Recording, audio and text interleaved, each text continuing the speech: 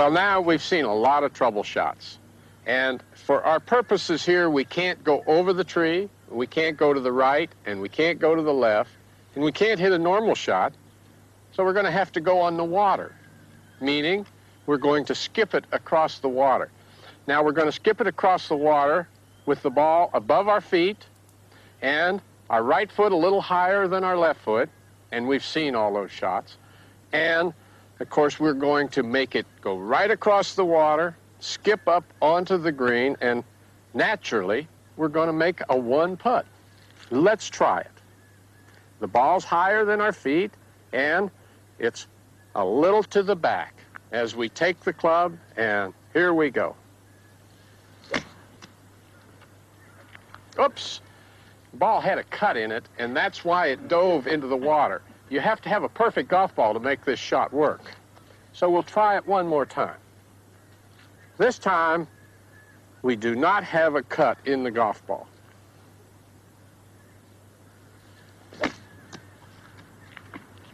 One more time, because that ball was a Jack Nicklaus ball. You have to catch it just right so that when it gets to the bank on the other side, it doesn't catch the edge. It has to hit up in the middle of the bank on that fifth skip. You notice it was the fifth skip, right?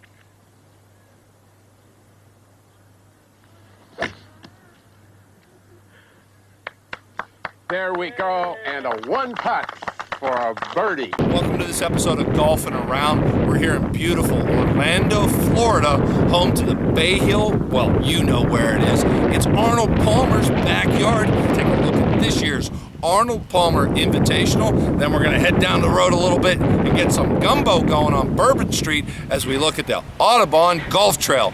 Great episode this week on Golfin Around. A beautiful Sunday at Bay Hill Club and Lodge for the final round of the Arnold Palmer Invitational presented by MasterCard. Henrik Stenson, looking like the man to beat, came into Sunday in control and having some early success. Tiger Woods, he knew he would have to make a run to try and reel in Henrik. The birdie at 10, and Woods getting to within 4 shots. Rory McIlroy looking for birdie at the 9th, and this would be his 3rd on the front side, so he would move out in a positive way. Tiger Woods working the 12th. This up the hill, trying to get to that back flag at the par 5, and he would make the birdie from there, moving to 11 under par. Now at 13, Woods from 13 feet moving to 12 under, and suddenly within striking distance as Woods was just 1 back. Justin Rose, 11 under as he looks for birdie at the par 5 12th, hooks it in, and Rose getting to 12 under par right alongside Tiger. McIlroy at 13. Edge of the green into the cup, and he moves to 14 under. And McIlroy on a roll. Birdies at 13, and now this one at 14 from 21 feet away at the difficult par 3. And he was starting to set sail on the field, but here comes Bryson DeChambeau at the 13th, and that one with the flagstick in, he makes it to move to 14 under, so he's just 1 back. McIlroy not done though.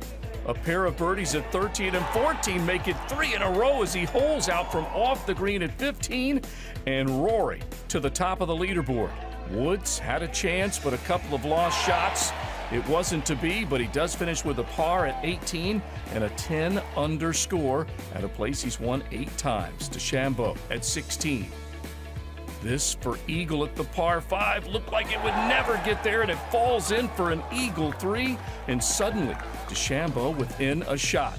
But Rory McIlroy at 18, above the hole, 24 feet after a great approach, and he'll birdie 18 for the weekend as he finishes off an 8 under 64 and an 18 under winning score, a 3-shot victory for Rory's 14th on the PGA Tour. Dick Wilson started it. He was the original architect, and he built it in 1961, but Mr. Palmer came here in the early 60s and played an exhibition, won the exhibition, fell in love with Bay Hill, and decided he'd purchase it. It took him about 7 years, and he bought it and made it his home in Florida. Bay Hill isn't your typical Florida golf course, flat golf course. There's a little bit of subtle contour out here at Bay Hill.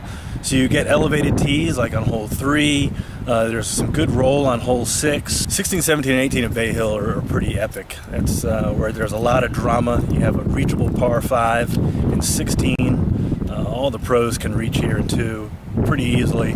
For the members that play here too, it's a chance to get home in 2. But, the drama starts here at 16. 17 is a really difficult par 3.